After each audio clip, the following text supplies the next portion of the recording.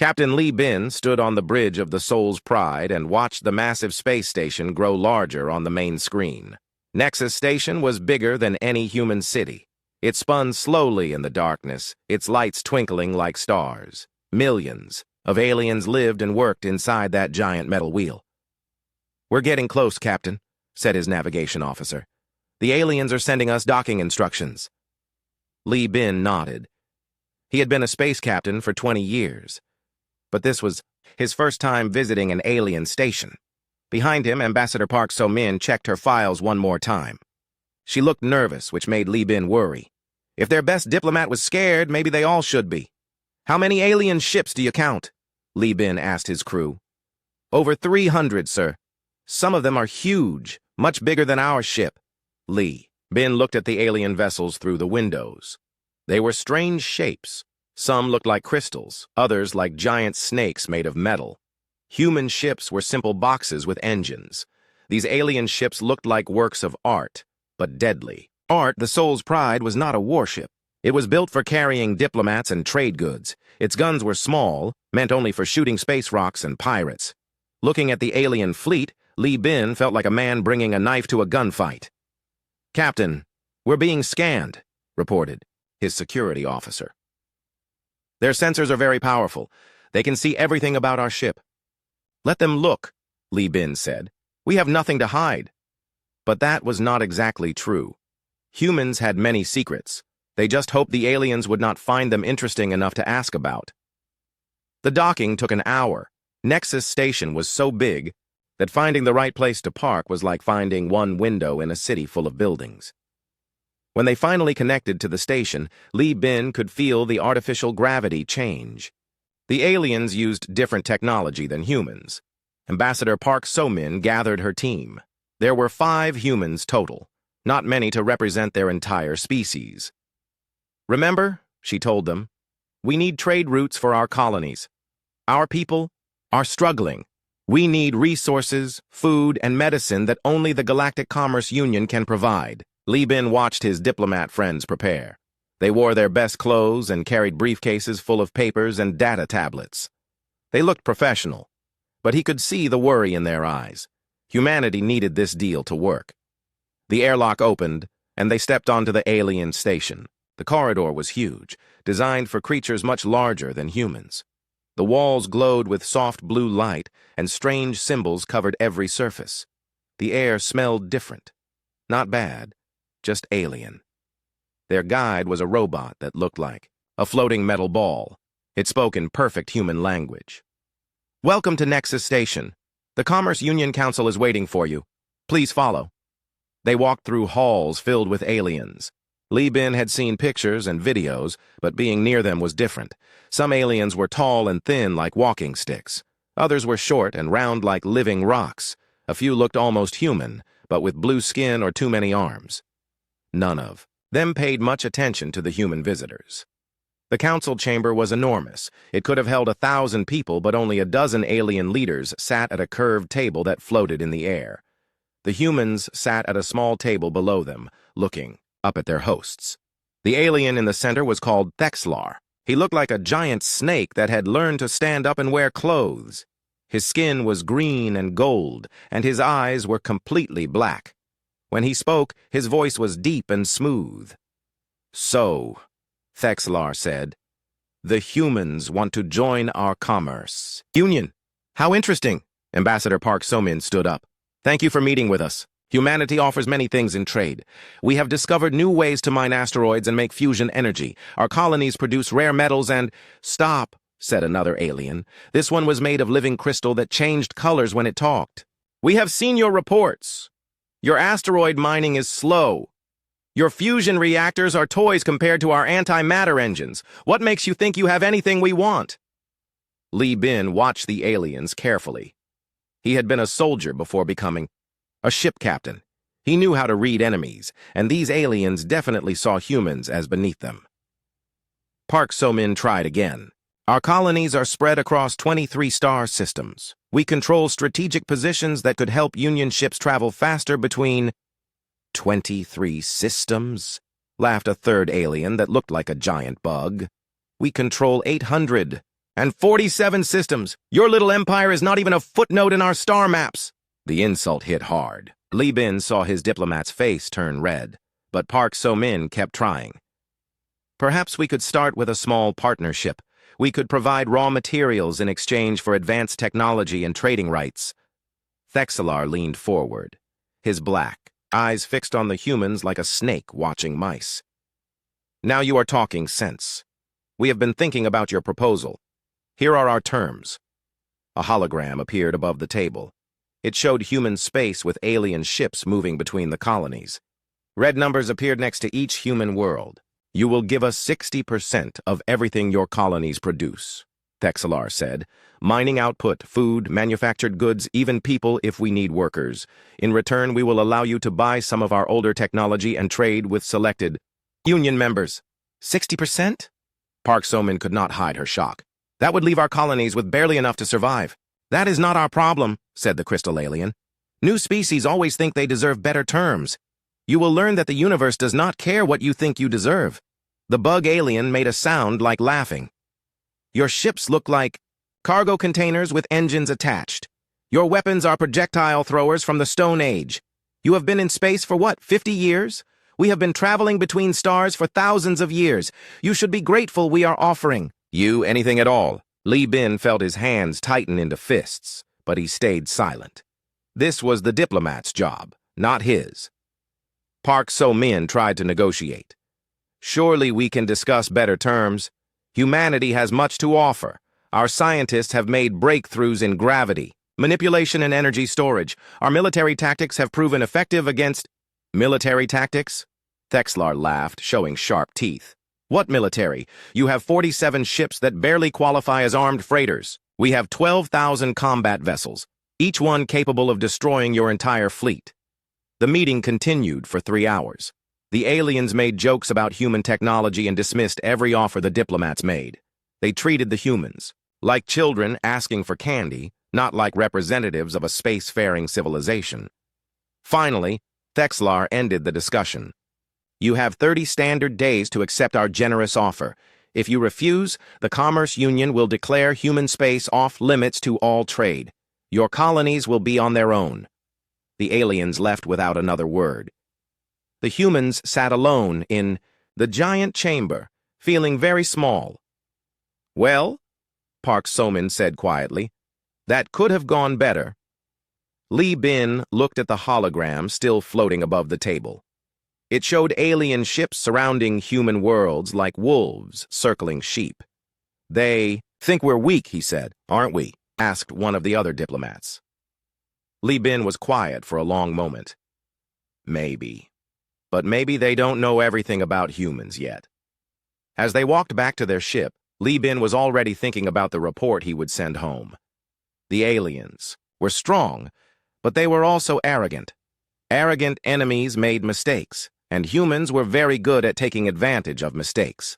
The emergency meeting started at dawn in Geneva. President Yoon Tae-young sat at the head of a long table surrounded by the most important people in human space. Admiral Choi Dae-ho was there, along with Director Kang Yoo-jin from Colonial Affairs, and Dr. Kim Hae-won, the military's top engineer. Ambassador Park So-min finished her report about the alien demands. The room was silent for a long moment. Nobody wanted to be the first to speak. 60%, President Yoon finally said. They want 60% of everything we produce. It's robbery, said Director Kang Yoo-jin. Pure and simple. If we agree to this, our colonies will starve. Millions of people will die. If we don't agree, Park So-min said quietly, they'll cut off all trade. No medicine, no technology, no help at all. Our colonies might die anyway. Admiral Choi Dae-ho had been studying star charts on his tablet. He looked up at the group. How long do we have? 30 days, Park So-min answered. That's not much time, the admiral said. But it might be enough. Dr. Kim Hae-won leaned forward. Enough for what? Admiral Choi Dae-ho was quiet for a moment. Captain Li Bin sent me a private report along with the official one. He thinks the aliens are overconfident. They dismissed our technology without really looking at it. Our technology is inferior, said President Yoon. They're right about that, are they?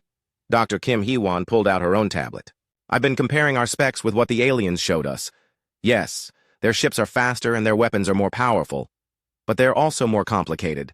She touched her screen and a hologram appeared above the table. It showed human and alien ship designs side by side. Look at this, Dr. Kim said. Alien ships need huge crews, massive support systems, and constant maintenance. Our ships are simple, but they're also tough. A human frigate can stay in space for months with just basic supplies. An alien cruiser needs to dock at a station every few weeks. That's nice, Director Kang Yoo-jin said, but simple and tough doesn't beat fast and powerful. Maybe not in a straight fight, Admiral Choi Dae-ho said. But Captain Lee Bin noticed something else. The aliens think they know everything about us. They scanned our diplomatic ship and decided all human ships are the same. President Yoon frowned. Aren't they? No, the Admiral said simply. They're not. Dr. Kim Hye-won smiled for the first time since the meeting started. Should we tell them about Project Typhoon? What's Project Typhoon? Park So-min asked. Admiral Choi Dae-ho and Dr. Kim exchanged looks. Classified, the Admiral said, but maybe it's time to change that. He pressed a button on his tablet. The room's security system activated, sealing the doors and blocking all communications in or out. What you're about to see, Admiral Choi said, cannot leave this room without my permission. A new hologram appeared. It showed a massive ship unlike anything the diplomats had ever seen. It was 3 times longer than the biggest human vessel they knew about, and its design was completely different. This is the UHS Indomitable, Dr. Kim said. We started building it 5 years ago in secret. It uses technology the aliens have never seen because we developed it ourselves instead of copying their designs. The ship in the hologram was beautiful and terrifying at the same time. Its hull was smooth, black metal that seemed to absorb light. Strange rings circled the middle section, and energy patterns flowed along its surface like living lightning. How? Is this possible? Park So-min whispered. We don't have the resources to build something like this. We do if we're very careful about how we use them, Admiral Choi said. While the aliens were dismissing us as primitive, we were taking apart every piece of alien technology we could find. We studied it, improved it, and made it our own. Dr. Kim touched her controls, and the ship's specifications appeared. Park So-min read the numbers and gasped. These power readings can't be right. Nothing generates that much energy. Fusion reactors can if you know how to build them properly, Dr. Kim said. The aliens use antimatter because it's easier. We use fusion because we had to learn how to make it perfect. What about weapons? Director Kang Yoo-jin asked. That's the interesting part, Admiral Choi said. We didn't mount weapons on the ship. We built the ship around the weapons. The hologram changed to show the ship's internal structure. Instead of separate gun turrets and missile tubes, the entire vessel was one giant weapon system. Kinetics. Accelerators run the length of the ship, Dr. Kim explained. We can fire projectiles at 15% of light speed. The aliens use energy weapons that can be blocked by shields. Solid matter moving that fast can't be stopped by anything. How many ships like this do we have? President Yoon asked. 1, Admiral Choi said. But we're building 3 more. The shipyard can produce 20 if we need them. The room was quiet again. Everyone was trying to understand what they had just learned. This changes everything, Park So-min said finally. If we have ships like this, we don't need to accept the aliens' terms.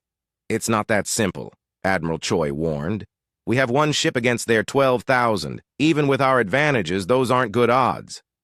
Then what do you suggest? President Yoon asked. Admiral Choi Dae-ho stood up and walked to the window. Outside, they could see the lights of the city and the launch towers where human ships prepared for their journeys to the stars. We don't fight 12,000 ships, he said. We make sure we never have to. How? We go back to the negotiations. But this time, we bring the Indomitable. Director Kang Yoo-jin shook his head. They'll see it as a threat. It could start a war. The war already started, Admiral Choi said. The aliens just don't know it yet. They gave us an ultimatum. Accept slavery or face isolation. Those aren't the words of allies. Dr. Kim Hye-won brought up another hologram. This one showed alien ships moving toward human space. It's already beginning. 3 alien fleets are heading toward our outer colonies. They're calling them inspection forces, but they're really there to make sure we comply with the tribute demands. Park So-min studied the display. How long before they reach our worlds? 2 weeks for the first fleet, 3 weeks for the others. President Yoon looked around the table at his advisors. If we do this, there's no going back. The aliens will know we've been hiding our real capabilities. Good, Admiral Choi said. It's time they learned that humans are not as helpless as we look. The debate continued for hours. Some wanted to accept the alien terms and hope for better treatment later. Others wanted to fight immediately, but Admiral Choi's plan was different. Instead of submission or war, he wanted to change the rules of the game entirely. Finally, President Yoon called for a vote. When it was over, the decision was made. Ambassador Park So-min would return to Nexus Station. But this time, she would not travel alone on a simple diplomatic ship. The aliens wanted to see what humanity was really capable of. Admiral Choi Dae-ho intended to show them. How long to prepare the Indomitable? President Yoon asked. She's ready now, Dr. Kim said. We've been waiting for permission to launch. And the crew? Captain Sim Woo-jin has been training with his people for 6 months. They know the ship better than anyone. Admiral Choi Dae-ho looked at the hologram of the massive battleship one more time. Good. Send a message to Nexus Station. Tell them humanity is ready to continue negotiations. What if they refuse to meet with us? Park So-min asked. Admiral Choi smiled, but it was not a friendly expression. They'll meet with us. Bullies always want to see their victims surrender in person. As the meeting ended and the security systems deactivated, each person in the room understood that they had just made a decision that would change human history. For 50 years, humanity had been the new species in the galaxy, grateful for whatever scraps the older civilizations threw their way. That was about to end. The aliens expected humanity to crawl back and beg for mercy. Instead, they were about to discover that humans had been preparing for this moment since the day they first reached the stars. The message was sent to Nexus Station that afternoon. Ambassador Park So-min would return in 6 months to finalize the negotiations. The aliens, confident in their superiority, agreed immediately. They had no idea what was coming. 6 months later, Nexus Station was busier than usual. Word had spread through the Galactic Commerce Union that the humans were returning to finalize their surrender. Alien dignitaries from across the galaxy had come to witness the ceremony. Thexelar was especially pleased. He had arranged for the event to be broadcast to all Union worlds. It would serve as a perfect example of what happened to species that thought they could negotiate as equals with their betters. The humans are late, said Vox Prime, the crystalline being whose body flashed red with irritation. Perhaps they are having second thoughts about surrendering. Let them be late, Quintel buzzed through his insect mandibles. It will make their humiliation even sweeter when they finally arrive. The alien fleet around Nexus Station had grown to over 500 ships. Some were there for the ceremony, but most were positioned to enforce the tribute agreement once. It was signed. The message was clear. Humanity would comply, or face immediate consequences. Sir, reported the station's sensor operator, we're detecting an approaching human vessel. Finally, Thexelar said, put it on the main screen. The display showed empty space at first. Then the sensors began picking up something unusual.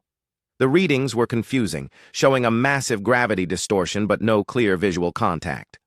What kind of ship creates a gravity field that large? Asked Vox Prime. Maybe their engines are malfunctioning, Quintel suggested. The sensor operator worked frantically at his controls.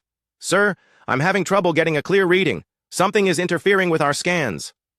Use the deep space arrays, Thexelar ordered. I want to know exactly what the humans brought us. When the long-range sensors finally locked onto the approaching ship, the control room fell silent. The vessel was enormous, dwarfing even the largest Union battleships. Its black hull seemed to absorb sensor beams, making it difficult to determine its exact size and configuration. How big is that thing? Vox Prime demanded. Sensors indicate a length of 2.4 kilometers, the operator reported. Mass, readings are impossible. It's heavier than a space station.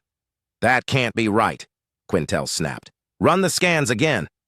But the readings were consistent. The human ship was massive, far larger than anything in the Union fleet.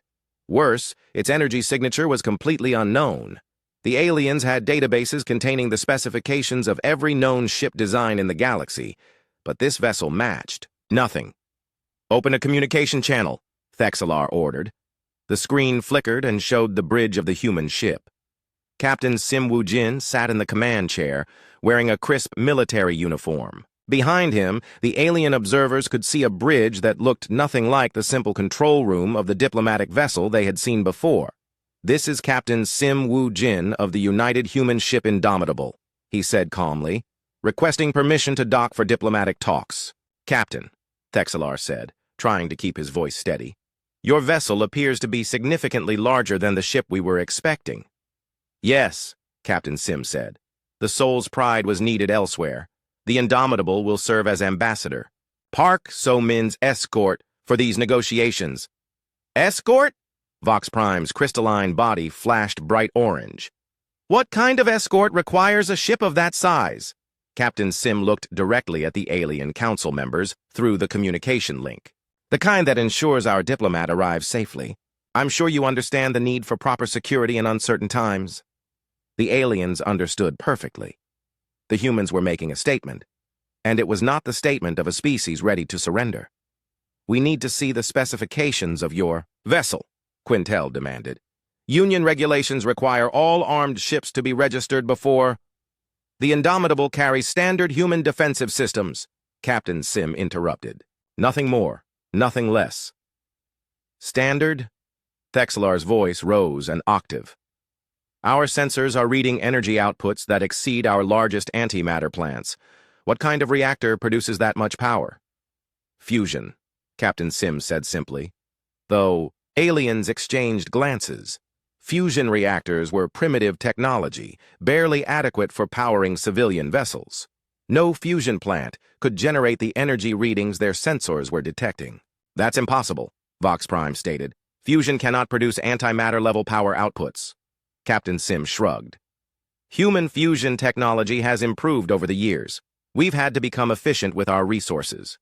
Commander Oh Min-ho, the BAOS, ship's tactical officer, appeared on screen beside Captain Sim. "Sir, the station's sensors are conducting active scans of our hull. Should we consider this a hostile act?" "Not yet, Commander," Captain Sim replied.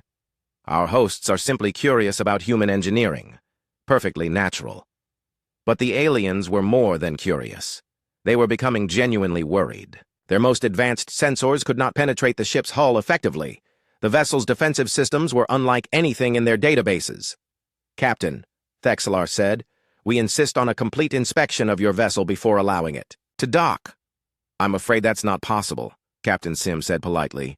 "The Indomitable contains classified human military technology. Surely you understand that all civilized species keep certain technologies secret."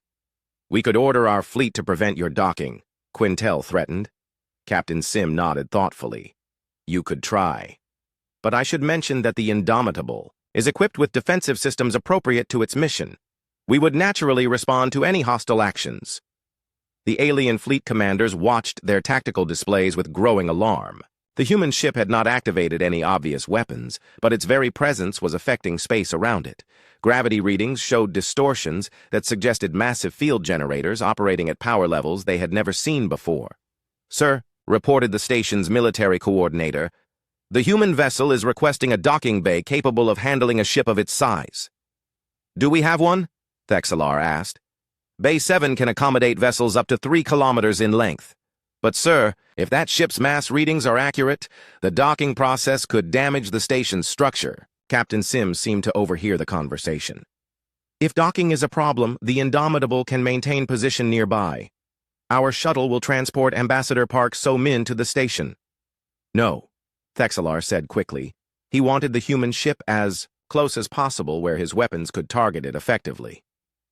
"We'll prepare Bay 7. The docking procedure took 3 hours. The human ship moved with impossible grace for something so massive, its maneuvering systems defying everything. The aliens knew about physics. Ships that large should be clumsy and slow, but the Indomitable positioned itself with the precision of a fighter craft. Chief Engineer Bayek Nara monitored the docking from the ship's engineering section. "Gravitational field generators operating at 20% capacity," she reported to Captain Sim. "We're maintaining perfect position control." "Very good," Captain Sim replied. "Make sure our hosts can see how smoothly we operate. First impressions are important." As the docking clamps engaged, the aliens finally got a close look at the human vessel.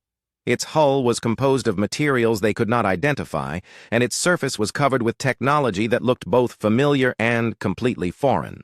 "What are those ring structures around the ship's midsection?" asked Fleet Admiral Bok Jae-seok, a member of a conquered species who now commanded Union forces. "Unknown," his sensor operator replied. "They appear to be generating the gravity distortions we detected." "And those arrays along the hull?" "Also unknown. The ship doesn't match any design principles in our databases." Ambassador Park So-min emerged from the Indomitable wearing a confident smile. She was accompanied by a small diplomatic team and escorted by human security personnel in impressive military uniforms. "Thank you for accommodating our ship," she said to the Alien Reception Committee. "The Indomitable is one of our newer vessels. We're quite proud of her." Thexlar studied the human diplomat carefully. 6 months ago, she had seemed nervous and desperate. Now she carried herself like someone who held all the best cards in a high-stakes game. "Ambassador," he said, "we look forward to finalizing the terms of your species' membership in the Commerce Union." "So do we," Park So-min replied, "though I believe some of those terms may need to be adjusted." "Adjusted?" Vox Prime's crystal body flashed red again. "The terms were quite clear. 60% tribute in exchange for limited trading rights." "Yes," Park So-min said, "but that was 6 months ago. Circumstances have changed." She gestured toward the viewing port where the massive bulk of the Indomitable was clearly visible. "Humanity has reconsidered its position in galactic affairs. We believe we have more to offer the Union than previously discussed." Quintel's mandibles clicked with agitation. "Your position has not changed. You are still a minor species with primitive technology." "Are we?" Park So-min asked. "Perhaps we should discuss that assumption in detail." The aliens looked at each other nervously. The humans who had come begging for scraps 6 months ago now stood before them, backed by a ship that challenged everything the Union thought it knew about human capabilities. For the first time in centuries, the galactic commerce, Union faced a negotiation where they were not completely in control. And they did not like the feeling at all. The negotiations began badly and got worse quickly. The Alien Council sat in their floating chairs looking down at the humans with barely concealed anger. They had expected a surrender ceremony, not a discussion of new terms. "Let me understand this correctly," Thexlar said, his serpentine voice dripping with sarcasm. "You want to renegotiate an agreement that was already generous beyond your species' worth." Ambassador Park So-min remained calm. "Humanity wishes to discuss a true partnership, not a tribute arrangement. We believe our contributions to the Union have been undervalued." "Undervalued?" Quintel's laugh sounded like grinding metal. "Your entire fleet consists of cargo ships with pop guns attached. Your technology is decades behind ours. What exactly do you think you contribute?" Before Park So-min could answer, alarms began sounding throughout the station. Emergency lights flashed red as the station's defensive systems activated automatically. "What's happening?" demanded Vox Prime. The station commander's voice came over the intercom. "Unknown energy buildup detected from the human vessel. All ships are moving to combat positions." Through the council chamber's massive windows, they could see the Union fleet repositioning itself around the Indomitable. 200 warships formed a threatening circle around the human battleship. Captain Sim Woo-jin's voice came through the communication system. "Nexus Station, this is the Indomitable. We're reading weapons locks from multiple vessels. Please clarify your intentions." Fleet Admiral Bok Jae-seok took control of the military response. His species had been conquered by the Union 50 years earlier, and he knew the value of overwhelming force. "Human vessel, you will power down all systems immediately. You are surrounded and outgunned." "Admiral," Captain Sim replied politely, "we are here for diplomatic talks. Our defensive systems activated automatically when your ships took aggressive positions. We mean no harm." "Defensive systems?" Admiral Bok studied his tactical displays. "Our sensors can't identify any specific weapon arrays on your ship." "That's correct," said Commander Oh Min-ho, appearing on screen beside Captain Sim. "Human military. Philosophy differs from yours. We don't mount weapons on our ships. Then how do you defend yourselves? Admiral Bach asked. We build our ships around our weapons, Commander O explained calmly. The statement sent a chill through the alien fleet. A ship built around weapons meant the entire vessel was potentially one massive gun. Impossible, Quintel snapped. No! Species build ships that way. It's impractical and wasteful. Perhaps, Captain Sim said. But it does solve certain tactical problems. Would you like a demonstration? Demonstration? Thexlar's voice went up an octave. What kind of demonstration? Our defensive capabilities, Captain Sim said. Since your fleet seems interested in testing them. Admiral Bach had enough experience to recognize a dangerous situation developing. All ships, maintain position but do not fire unless fired upon. Wise decision, Captain Sim said. Commander O, prepare a minimal demonstration of our gravitational field generators. The Indomitable began to glow. Energy patterns flowed along its hull like liquid lightning, and the space around the ship started to bend visibly.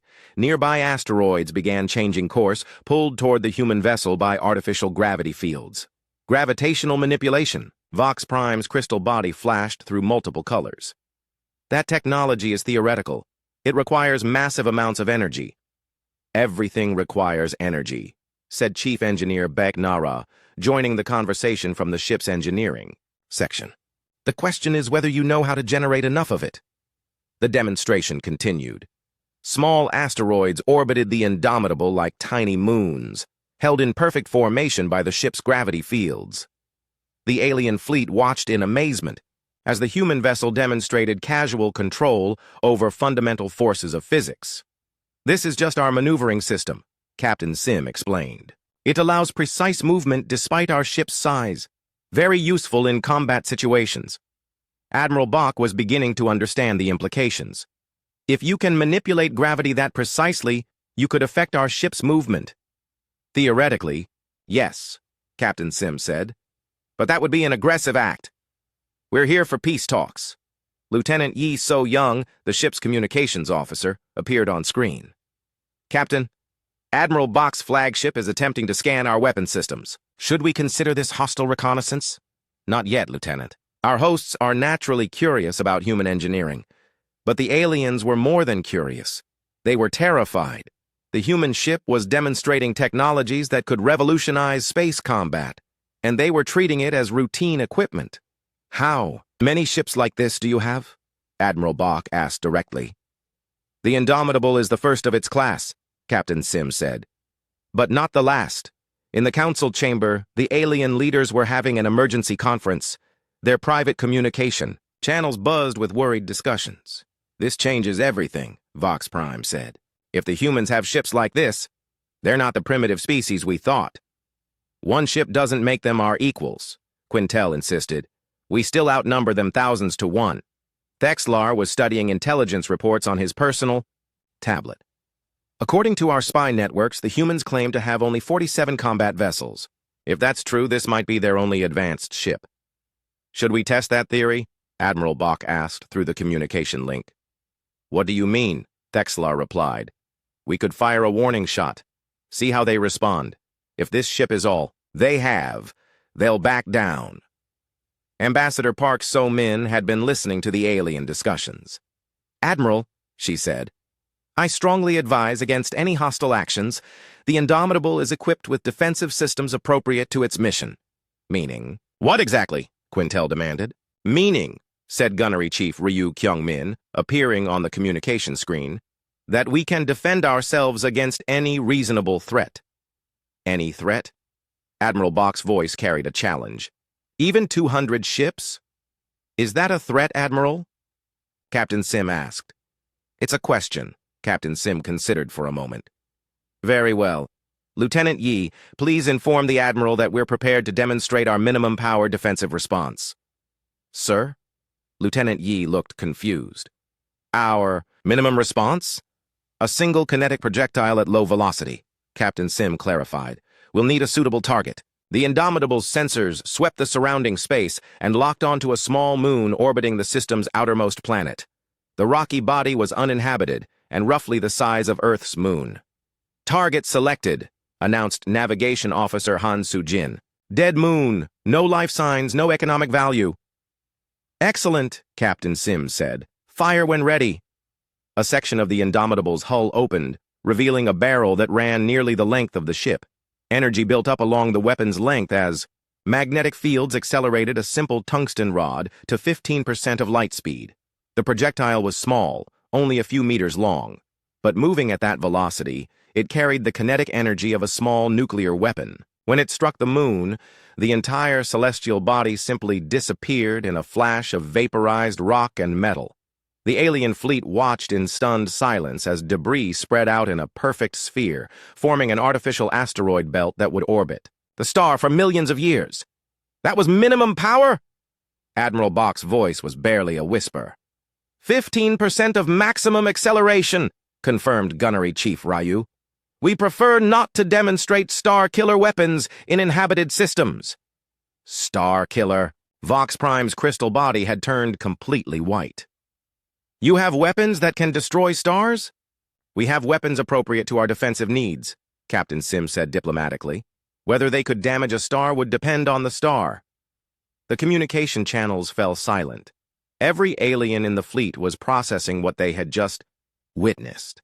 A single shot from the human ship had obliterated a moon. If they could do that with minimum power, what could they do with maximum effort? Perhaps, Ambassador Park So-min said into the silence, we should return to our discussions about partnership terms. Thexelar found his voice first. What kind of partnership did you have in mind? Full membership in the Commerce Union, Park So-min said. Voting rights proportional to our contribution, technology sharing agreements, mutual defense pacts. And in return, Quintel asked weakly. Humanity offers our advanced technology, our strategic positions, and our friendship, Park So-min said. We believe these have considerable value to the Union. The aliens looked at each other, then at the remains of the moon that had been vaporized by the human demonstration. The balance of power in the galaxy had just shifted dramatically, and they were still trying to understand how it had happened. We'll need to discuss these terms with the full Union Council, Thexelar said finally. Of course, Park So-min agreed. Take all the time you need. The Indomitable will wait. Outside the station, the human battleship floated peacefully among the asteroids it had created. The alien fleet maintained their positions, but their weapons remained powered down. Nobody wanted to test the humans' maximum power response. The species that had been dismissed as primitive upstarts had just announced their arrival as a major galactic power, and they had done it with a single shot. The emergency session of the Galactic Commerce Union lasted 18 hours. Representatives from 847 star systems argued, pleaded, and threatened each other through communication links that spanned the galaxy. Thexelar found himself in the uncomfortable position of explaining how a primitive species had just demonstrated the ability to destroy moons with casual ease.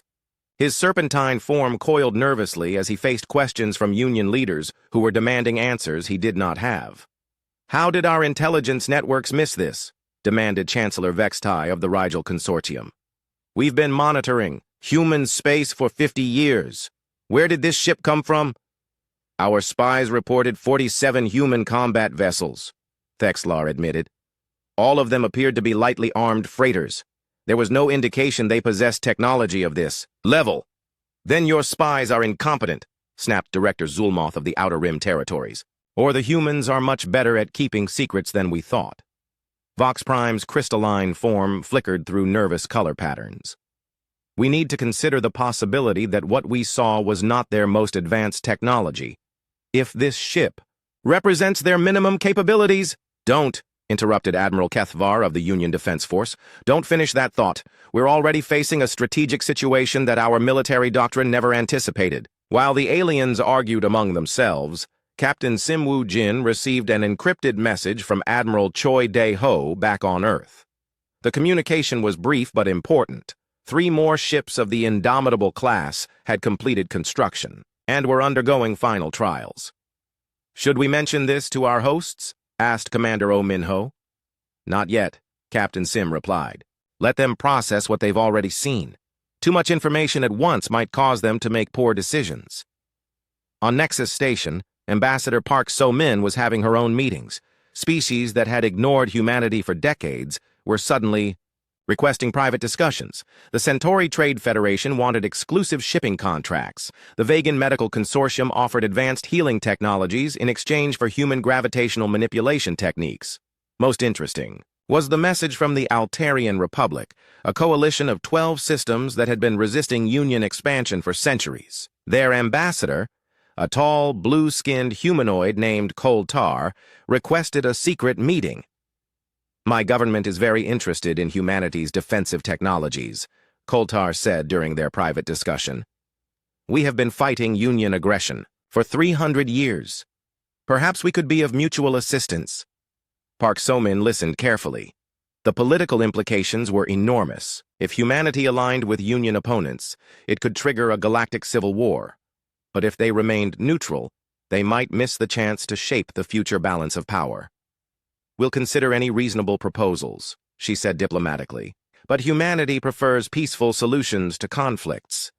"Peace through strength," Koltar nodded. "Your battleship certainly sent that message clearly." The breakthrough came on the second day. Strategist Lim Da-un, who had arrived with additional diplomatic staff, discovered something important in the Union's response patterns. The aliens were not just worried about human military capabilities. They were terrified about what else humanity might be hiding. "They're projecting," Lim Da-un explained to Park So-min during a private briefing. "They assume we think like they do. When they encounter a new technology, they immediately weaponize it and build fleets around it. They think we've done the same." "Have we?" Park So-min asked. "In a sense, yes, but not the way they imagine." Lim Da-un brought up a holographic display showing human space. Instead of the 23 struggling colonies the aliens had been told about, the map revealed over 200 thriving worlds. "This is what they're really afraid of," Lim Da-un said. "Not one advanced battleship, but the industrial capacity to build hundreds of them. They're imagining human fleets that could challenge Union dominance across the galaxy. Could we actually build that many ships?" Park So-min asked. "Given time and resources, yes, but that's not the point. The point is they believe we already have." The negotiations resumed with a very different atmosphere. Thexlar and his colleagues no longer spoke with arrogant dismissal. They treated the human delegation as equals, and sometimes as superiors. "The Union Council has reviewed your proposals," Thexlar announced. "We are prepared to offer full membership with voting rights proportional to your contributions." "What about the tribute demands?" Park So-min asked. "Withdrawn," Quintel said quickly. "We recognize that humanity's value to the Union extends beyond simple resource extraction." "And the inspection fleets heading toward our colonies?" "Recalled," Vox Prime confirmed. "A misunderstanding. We were merely conducting routine surveys." Economic Advisor Kim Tae-hwan stepped forward with a data tablet. "We've prepared a list of technologies that humanity would be willing to share with Union members. Gravitational manipulation, advanced fusion reactors, and improved asteroid mining techniques are just the beginning." The aliens studied the list with growing amazement. Each technology represented capabilities that could revolutionize their industries and military forces. "In exchange," Park So-min said, "we request access to Union trade networks, advanced medical technologies, and educational exchanges. We also want guarantees that human space will remain autonomous within the Union structure." "Agreed," Thexlar said, without hesitation. "We also want representation on the Union Defense Council," added strategist Lim Da-un. This request caused more discussion among the aliens, but eventually they agreed to that as well. The formal agreements took 3 days to finalize. When they were complete, humanity had achieved something unprecedented. They had joined the Galactic Commerce Union as an equal partner rather than a subject species. As the Indomitable prepared to leave Nexus Station, Captain Sim Woo-jin received visitors from a dozen alien species. They all wanted to inspect human technology, arrange trade deals, or discuss military cooperation. "It's amazing how quickly attitudes can change," observed Cultural Attaché Moon Seung-ho. "Fear is a powerful motivator," Captain Sim replied. "But so is respect. The key is making sure they remember both." The return journey to Earth took 2 weeks. During that time, Ambassador Park So-min compiled her final report. Humanity had not only avoided becoming a tribute species, but had established itself as a major player in galactic politics. "What happens next?" asked Security Chief Huang Minjung during a briefing. "Now we have to live up to their expectations," Park So-min said. "They think we're a military superpower hiding behind a peaceful facade. If we want to maintain this position, we need to actually become what they imagine us to be." Captain Sim received another message from Admiral Choi Dae-ho as they approached Earth. The fourth ship of the Indomitable class had completed trials, and construction had begun on 5 more. The shipyards were operating at full capacity, and new facilities were being built throughout human space. "The Admiral wants to know if we learned anything useful about alien capabilities," Commander Oh Min-ho reported. "Tell him yes, Captain," Sim said. "We learned that they're not as powerful as they pretend to be. Their strength comes from unity and superior numbers, not superior technology. Individual alien species are no more advanced than we are." "And their weaknesses?" "Overconfidence and poor intelligence gathering. They dismissed us because we didn't fit their expectations of how advanced species should behave. That blindness could be useful in the future." When the Indomitable reached Earth orbit, it was met by a fleet of human ships. The vessels looked different now, upgraded with technologies that had been tested on the battleship. The entire human fleet was being modernized based on lessons learned from the confrontation with the Union. President Yoon Tae-young met with the diplomatic team at the spaceport. "You've done something remarkable," he told them. 50 years ago, we were alone in the galaxy. Today, we're partners with the most powerful alliance in known space." "Equal partners," Park So-min corrected. "That's the important part." "What? About the species that want our protection from the Union?" Director Kang Yoo-jin asked. "We'll help them," President Yoon decided. "But carefully. We don't want to start a war, but we can't ignore opportunities to build alliances with other independent species." Admiral Choi Dae-ho joined the group, looking satisfied with the results. "The aliens respect us now, but respect based on fear is fragile.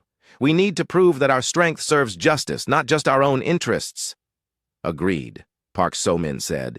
"We have the power to reshape galactic politics. The question is, what kind of galaxy we want to create." As the meetings concluded and the diplomatic team dispersed, Captain Sim Woo-jin remained at the spaceport, watching ships launch toward the stars. Human vessels were traveling to dozens of alien worlds, carrying diplomats, traders, and technical advisors. The isolation that had defined humanity's first decades in space was ending. His communication device chimed with a message from Captain Lee Bin of the Soul's Pride. The veteran captain was leading a diplomatic mission to the Altarian Republic, exploring the alliance that could reshape the balance of power in several sectors. "The galaxy is changing," Lee Bin's message read.